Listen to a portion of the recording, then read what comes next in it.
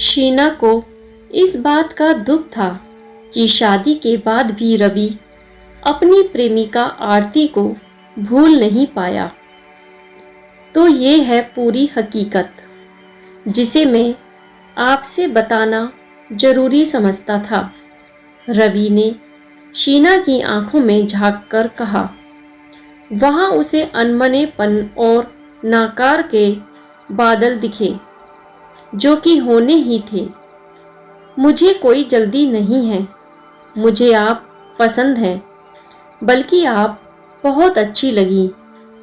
आप सोच लीजिए, कहते हुए रवि कमरे से बाहर निकल गया।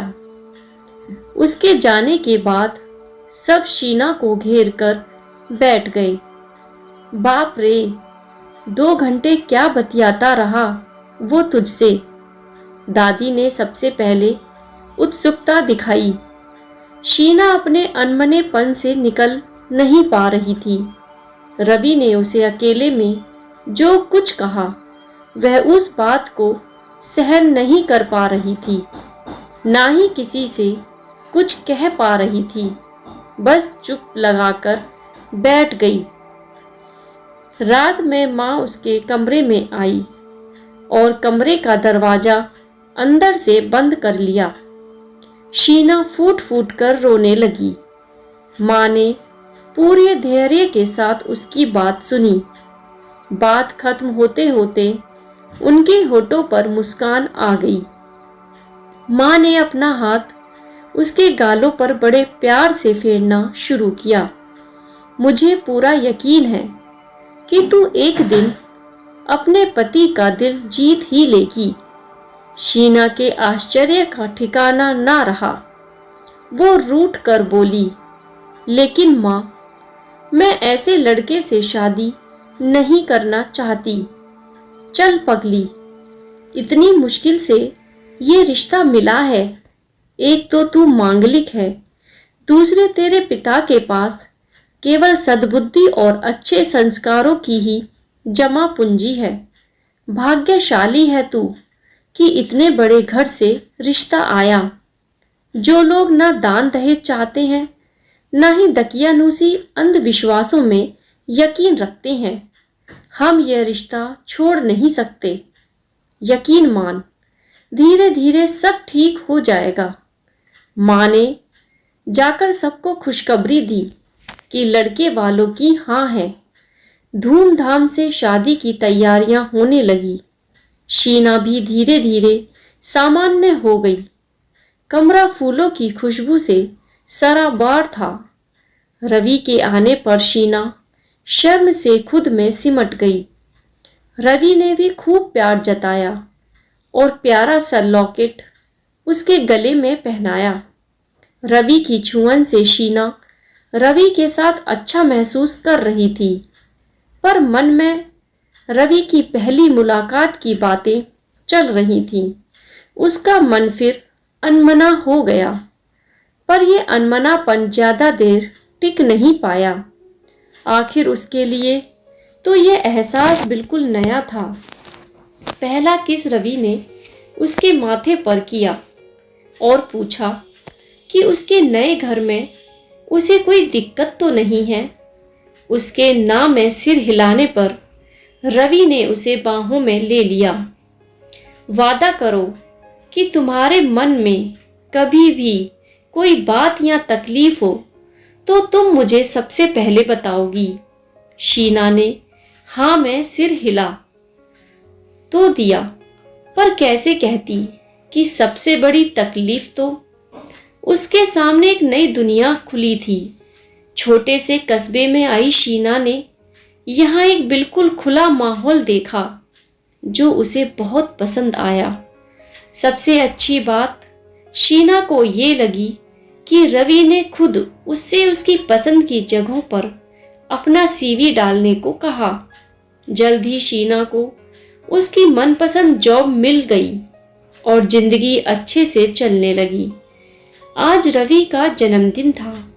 शहर में रहने वाले रिश्तेदार ऐसे छोटे मोटे अवसरों पर इकट्ठा हो जाया करते थे। हंसी मस्ती चल रही थी। ठहाकों के बीच चाय और मोमोज आए तो सब लोग उन पर टूट पड़े। बाप रे, आज तो हंसते हंसते इतने लोटपोट हुए कि भूख लगाई। रानू बोली, ए लो, हंसने से भी भूख लगती है।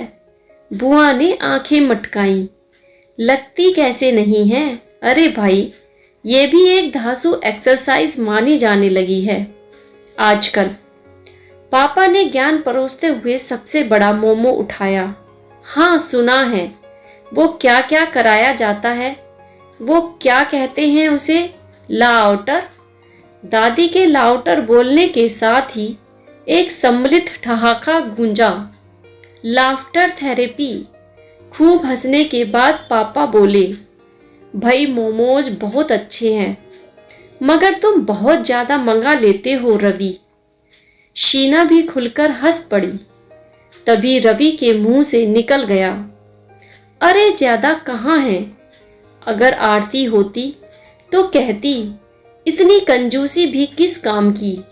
आधे से ज्यादा मोमोज तो वो खुद ही खा जाती। तभी उसने शीना का बिल्कुल बुझक गया चेहरा देखा। मेरा मतलब है, खा जाती थी। वो सक पका गया। शीना अपने बेडरूम में जाकर उदास होकर बैठ गई कि रवि ने पीछे से आकर अपने अलमस्त अंदाज में उसकी कमर में बाहें डाल दी। चलो, मेरा बर्थडे का असली प्रेजेंट मुझे दो। फिर शीना का मूड देखकर वो थोड़ा गंभीर हो गया। बड़े प्यार से उसे बाहों में लेकर बोला, आरती, मेरा कल थी, तुम आज हो। मैंने तुम्हें इसलिए पूरी बातें शादी से पहले विस्तार से बताई थी ताकि अगर कल को तुम्हें कोई गलत मकसद से भी कुछ बताए या मेरे मुंह से उसकी कोई याद निकल जाए तो तुम्हारे मन में शक का कोई कीड़ा ना जन्मे। फिर लंबी सांस लेकर रवि ने फिर कहा, देखो शीना, मेरा सच ही मेरी वफादारी का सबसे बड़ा सबूत है। शीना का मन रवि की प्यारी बातें सुनकर पिघलने लगा। उसने बात बढ़ाना ठीक नहीं समझा। फिर रवि के जन्मदिन पर उसे उदास भी नहीं करना चाहती थी वो, तो उसकी फरमाइश पूरी करने लगी। यही होता था, हर कुछ दिन पर आरती का कोई ना कोई जिक्र किसी न किसी की जुबान पर आ ही जाता था। कभी कभी तो उसकी तारीफ कुछ ज्यादा ही हो जाती थी और शीना के मन में कुछ टूटने लगता था, दिल में कुछ दरकने लगता था। वो भूल नहीं पा रही थी कि आरती रवि का पहला प्यार थी। इतनी शिद्दत से रवि ने उसे चाहा था कि उसके शादी से मना करने के बाद वो डिप्रेशन में चला गया था और उसका साइकेट्रिक से इलाज कराना पड़ा था। दरअसल शादी की बात पर आरती के पिता भड़क गए थे। उनका कहना था कि यदि आरती की शादी उन्होंने दूसरी बिरादरी में की तो लोग अपनी बेटियों को शहर भेजकर पढ़ाना बंद कर देंगे। यह कहकर ही पढ़ने से लड़कियां बिगड़ जाती हैं। इस पर आरती ने खुद ही शादी से इनकार कर दिया था। शीना को ये बात सालती रहती कि वो अपने पति का पहला प्यार नहीं है। उसे समझ नहीं आता था कि वो अपने मन का क्या करे, जो ये मानने को तैयार ही नहीं होता था कि वो अपने पति के दिल की अकेली मल्लिका है। उसे अपनी सबसे पर्सनल जगह आरती शेयर करती नजर आती थी हमेशा, और यही फांस उसे एक दिन भी खुलकर खुश होने नहीं देती थी। अरे तुम, शीना खुशी से चिल्लाई। उसकी सबसे अच्छी दोस्त आकृति उसे यूं मिल जाएगी, यह उसने कभी सोचा भी ना था।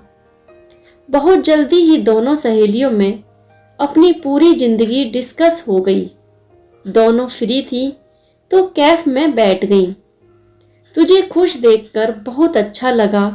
शीना ने प्यार से आकृति के कंधे पर हाथ रखा। फिर शीना ने उसके अतीत के बारे में पूछा। मैंने सुना था कि तुम बहुत डिप्रेस हो गई थी। सिर्फ डिप्रेस नहीं हुई थी, मुझे तो साइकेट्रिक के इलाज की जरूरत पड़ गई थी। वह तो कहो, समय पर अच्छा साइकेट्रिक मिल गया, नहीं तो मुझे मेंटल हॉस्पिटल में एडमिट कराना पड़ जाता। इतना टूट कर प्यार किया था मैंने राकेश से कि उससे टूट कर खुद टूट गई। जैसे कहानियों में कहा जाता है ना कि दिल के 1000 टुकड़े हो गए, वास्तव में दिल टूटने पर वैसा ही महसूस होता है। मैंने उस दर्द को सहा है। आकृति की आवाज तो गंभीर थी, लेकिन उसका चेहरा बहुत खुश था। शीना ने उसका हाथ अपने हाथों में ले लिया और कहने लगी, मुझे बहुत खुशी है कि तू इन सब से निकल आई। तभी उसका फोन बज उठा। आकृति ने फोन उठाया और चहककर बोली, हाँ जान, कैसे नहीं याद रखूंगी, आखिर मेरी जिंदगी हो तुम। आकृति अपने नए पति के बारे में बता रही थी और शीना उसके चेहरे पर संतोष, खुशी और प्यार के हजारों रंग आते जाते देख रही थी। आकृति ने अपने पति के लिए ढेर सारे गिफ्ट खरीदे थे। आखिर शीना खुल ही गई जब आकृति ने उसकी जिंदगी के बारे में पूछा। एक बात बता आकृति, क्या सच में तो अपने पुराने प्यार को भूलकर नए प्यार को पूरे दिल से प्यार कर पाई है तू? कहते हैं इंसान अपना पहला प्यार कभी नहीं भूलता। सवाल पूछने के बाद शीना को लगा कि आखिर क्यों कुरेद दिया उसने आकृति को, मगर उसके सवाल पर आकृति मुस्कुरा दी। अच्छा एक बात बता, मेरे चेहरे से क्या लगता है तुझे? चेहरे से तो खुशी झलकती है ना, फिर यकीन क्यों नहीं होता? सच तो ये है कि जीवन कविता से अलग होता है। अच्छा चल, तुझे उदाहरण से समझाती हूँ। बचपन में हमने पढ़ा था ना कि इंसान प्रकृति से अलग नहीं है। जिस तरह नदी हमेशा बहती रहती है, हवा बहती रहती है, पेड़ों की पत्तियां झड़ती हैं और उनके स्थान पर नई पत्तियां आ जाती हैं, उसी तरह इंसान भी आगे बढ़ने का आदी होता है, चाहे कोई कितना अपना हो। जब वह मर जाता है तो उसे दफनाना पड़ता है। उसी तरह जब कोई रिश्ता मर जाता है तो इंसान का स्वभाव है उसे दफना देने का और आगे बढ़ जाने का। मैं यह नहीं कहती कि मुझे अपने पहले प्यार की याद नहीं आती, मगर वह याद कभी भी मेरे नए प्यार पर हावी नहीं होती है। हाँ, एक दोस्त, एक परिचित की तरह याद आती है और वह आनी भी चाहिए। अगर हम किसी से नफरत करेंगे तो वह नफरत हमें अंदर ही अंदर सालती रहेगी। इससे अच्छा है कि उसके लिए मन में वैसा ही भाव रखें जैसा कि किसी भी परिचित के लिए होता है, और यह पॉसिबल है। शीना आकृति का चेहरा देख रही थी, पर उसे रवि का चेहरा याद आ रहा था। सच, उनका चेहरा भी तो इतना ही खुश, इतना संतुष्ट रहता है, फिर क्यों उसका मन उसमें दर्द या आकृति की यादें ढूंढता रहता है? आज आकृति का जीवन देखकर शीना के मन से एक फांस निकल गई। अब वह अपने पति के प्यार को खुलकर जी सकती थी। दोस्तों, आशा करती हूँ कि आपको यह कहानी पसंद आई होगी, तो प्लीज़ कहानी को लाइक कीजिए, और अगर आप चैनल पर नए हैं तो चैनल को भी जरूर सब्सक्राइब कीजिए। धन्यवाद।